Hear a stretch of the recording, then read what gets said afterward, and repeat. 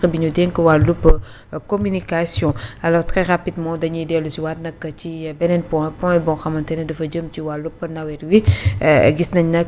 taw njëkk am na ca Touba waaye ci taw boobee nag gis nañ ñenn ci askan wa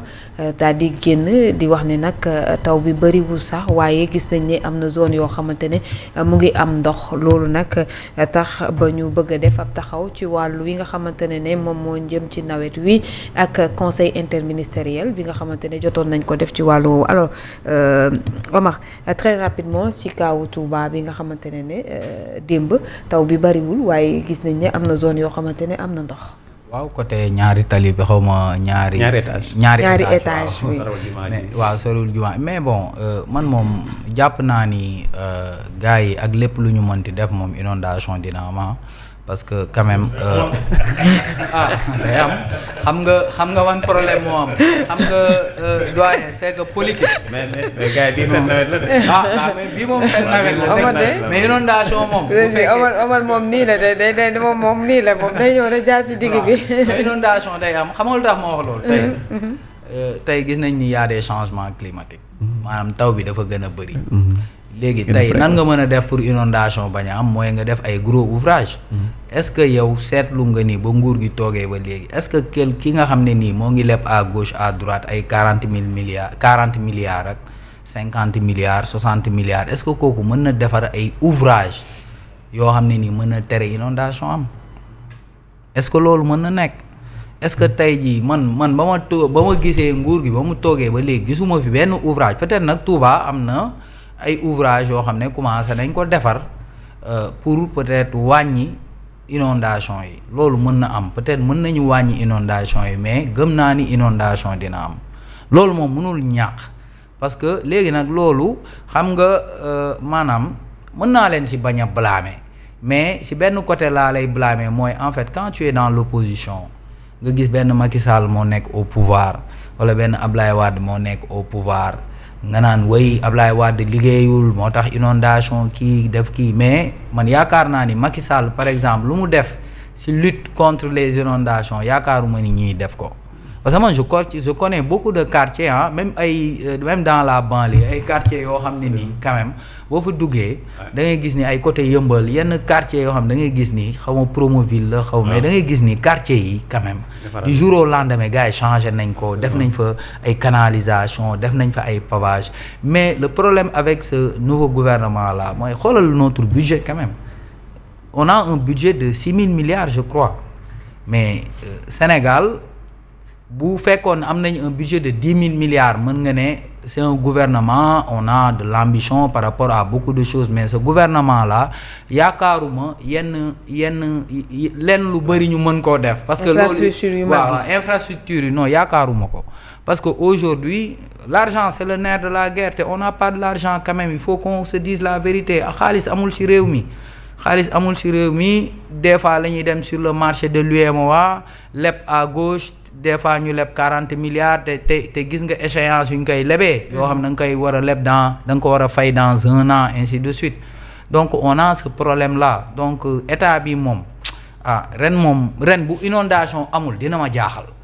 gëm naa ni inondation dina am bu dee taw na taw bu bari parce que c'est ANACIM annoncé na quand même taw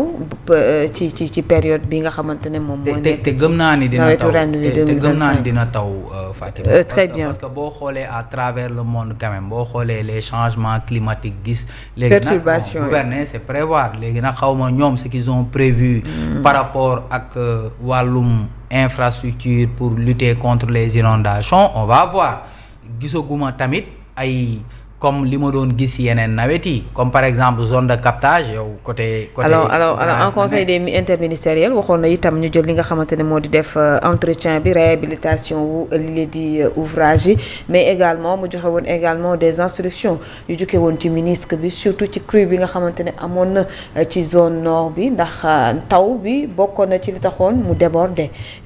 daaw ba ñu dundoon li nga xamante ne moom la ñu dund ca Bakel ak fi nga xamante ne moom moo di Matam parce que man dama gisul tey dama déggul loolu ba léegi comme maanaam des mesures préventives. gars yi di wax waajal nawet. waaw waajal nawet gars yi waajaluñu nawet bi de. xam nga zone de captage. mais ci mois de mai bi defoon na conseil interministériel. ci la demandé woon à ce que ñu def. mais waajal bi xam nga waajal bi du si ay discours. mais si ay jëf la xam nga zone de captage par exemple. yow gëj nga romb bassin zone de captage daaw bassin zone de captage. da ngay romb gis ay mooy seen engin yooyu nekk si biir. avant nawet bi di ñëw. gaa yi ngi si biir di génnee suuf si di. mais man commencé woon nañ ko bon. non man côté zone de captage laa dëgg di. mais je sais que à Grand Yoff par exemple ci canal bi. à Grand Yoff ñoo ngi koy def canal bi waaw commencé woon nañ ko foofu mooy canal bi nekk biir Grand Yoff boor jumaa ja. parce que mooy réceptacle ndox bi gën a mag à Grand Yoff. waaw mais bu zone de captage moo ko gën a rëy. waaw mais ndox bi fee lay njëkk a jaaree. fee lay njëkk a jaaree mais man gisuma loolu quoi man daaw li ma gisoon daaw par rapport ak waajalu nawet bi ren gisuma ko te bassin zone de captage boobu bokk na si bassin yu xam nga bassin boobu les gens ont investi beaucoup de milliards si bassin boobu parce que bassin bi dañ ko yokk yëkkatiwaat ko bétonné ko defaraat ko mais gisuma ren ñu ñëw génneewaat désemblable désensablement yooyu gisuma ko man xam nga am na loo xam ne nii nawet buy waaj a ñëw da ngay gis sur le terrain tu vois les gens ils sont nekk ci terrain bi di liggéey di def yenn yi da ngay ne peut-être même bu tawee mais regarde yenn égout yi ngay romb mais égout yaa ngi salté égout yi ñoo ngi am ay mbalit te loolu noonu yëpp dafa bokk ci xeex nawet loolu lépp dafa bokk ci xeex nawet parce que nawet bi aussi bokk na lu koy indi mooy égout yi yenn bouche kii yi yu ci bëri day am ay mbalit léegi loolu comment faire pour lutter contre les inondations mooy avant nawet ñëw quand même nga génnee saleté yeeg yooyu man en tout cas j'ai pas vu benn kii de grande envergure côté boobu moo tax inondation moom maa ngi jéggalu de mais gëm naa te dans la banlieue aussi je vois certains quartiers comme ay côté Kër Mbay Fall bi côté Tool Diaz ak yooyu bon foofu moom li fa amoon daaw moo fa am ren ba léegi y a pas gisuma benn canalisation bu ñu fa defar gisuma fa dara donc mënul ñàkk inondation. Alors sur ce Alassane l'État avait engagé ci conseil interministériel bi li nga xamante ne moom moo di service yi ngir ñu finaliser li ñu duppee opération pré-hivernale bi fii ak weeru juillet bi ñu dëgmal alors sur ce ñu gis ne tawagul mais am na foo xamante ne surtout ci Touba bi nga xamante ne fii ak ay weer dinañ jëm ci màggal gi. absolument ay xam ni at yëpp gis nañu ñuy dem màggal. waay nu muy méttee oui oui am pour se mouvoir à Touba. parce que mbedd yi déjà baaxul et puis suuf si bëri na ban bi bëri na oto yi dañuy teggee fu ne. pour nga dugg dem ta dal day jafe trop et je pense que loolu. day wone également que l'épicentre des inondations également s'est déplacé un peu de Dakar pour jëm fi nga xamante ni mooy vers Touba aujourd'hui qui polarise li nga xam mooy toute la difficulté maintenant lu jëm ci waajal nawet bi c'est vrai que c'est comme ni nga ko waxee mais je sais que gars yi ñu ngi ci quand même parce que boo génnee ci mbedd yi tu vois ay jalu suuf saaku yeeg moom peut-être man loolu laay regretter parce que dañuy génnee suuf si ba pare bàyyi ko ci ay saaku yu mag bàyyi ko noonu et puis ngelaw bi di ko laalaat muy wàcc delluwaat je pense que loolu war nañ ci mën a gën a góorgóorlu bu ñu génnee mbalit bi rek nañu fex nañ ko dugal ci ay camion génnee ko comme ça tali bi mën a set moo tax voilà peut-être duñ ko sentir bu bari moo tax muy indi ay jafe-jafe secteur yu bari mais quand même quoi qu'on puisse dire voilà y a des débuts quand même de waaw fattar ñi fii comme ne waajal nawet bi souvent maanaam def entretien ouvrage yeeg yooyu fii ak le 15 yi même ci biir bassin yi parce que souvent day am ay moto pompe yu mag yoo xamante ne yooyu également dafay laaj ay entretien boo demee ay unité 7 Parcelles Assainies zone yu bëri yoo xamante ni véritablement su amul su tàkkul inondation moom day yomb et yooyu nag dafa bokkoon ci loo xamante ni dañ ko waroon régler également et je pense que peut-être quelque part il y a des avancées à ce type même à Touba gis nañu ay travaux ñu lancé woon wane nañ fi ay travaux ñu lancé woon yóbbu ay tuyaux yu mag PVC yu mag pour véritablement mais lii commencé xeeñ déjà li ñu gis ci nu mu tudd sax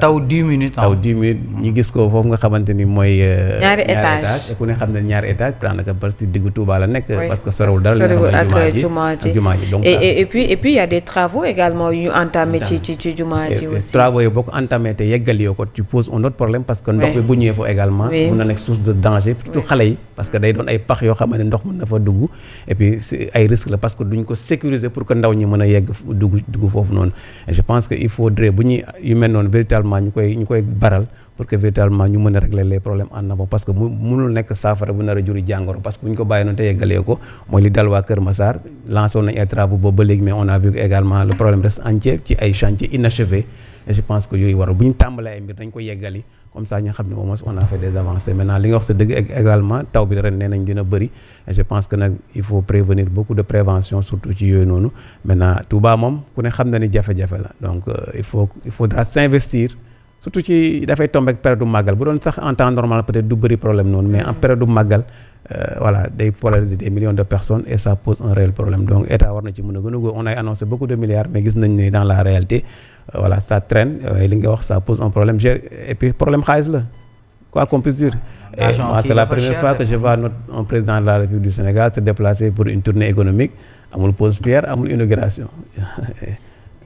sinon constaté même bu doon constaté ça moi j'aurais bien aimé. dinañ ci ñëw de. dinañ ci ñëw. bien sûr ok kon ci tournée bi kay dinañ ci ñëw. incha allah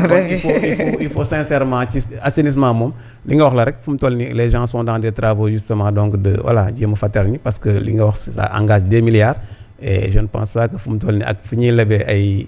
dans le marché sous-régional duñ fi jël ay 40 milliards nag pour dugal ko yoo xamante ni voilà comme li gars yi doon wax rek. c'est des investissements yoo xam ne kenn du ko gis doo ko defee tam ni duñ ko gis et c'est important et malheureusement mu ñu commencé l'histoire commence à donner raison à ceux qui avaient investi ci li nga xamante ni mooy ci assainissement parce que foofu la développement di tàmbale déjà dugg dëkk ci dëkk boo xamante ne saa yoo yeewee ndox yi di ballee fu ne ci koñ yi muy xeeñ fu ne muy dugg ci biir kër yi ba nit ñi di ci jël ay feebar et yooyu je pense que après tout c'est des dépenses ci wàllu santé nga yoo xam da nga ko ciy dugal je pense que yooyu yëpp moo tax assainissement dafa bokk ci loo xam ne c'est un secteur prioritaire. Grand Yoff boobu ngay wax rek nga xam ne Grand Yoff nawet dañuy sonn. non du nawet sax même nord sax instant yi ndox mi commencé ball ci quartier boo demee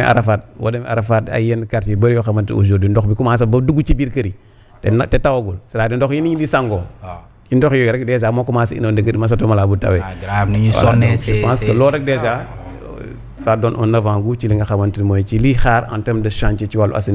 assainissement moom ak écoulement d'eau dañ ko war a régler pour que véritablement ñu nekk voilà dans des standards mondiaux yoo xamante ni voilà bu tawee nit ñi dañuy mën a vaquer tranquillement à leurs occupations ailleurs ça pleut boo demee ay Cameroun ça pleut énormément mais bu tawee 5 minutes après tu vois que l'eau disparaît ci waaye day dem c'est parce que les gens ont su quand même mettre les canalisations qu'il faut ñun bi moom taf yëngal la ñu mën taf yëngal googu nag baaxul dafay jur ay loraange président Lamine Gueye ndax gis nañ li xew ca Touba même pas ñu ngi koy wax léegi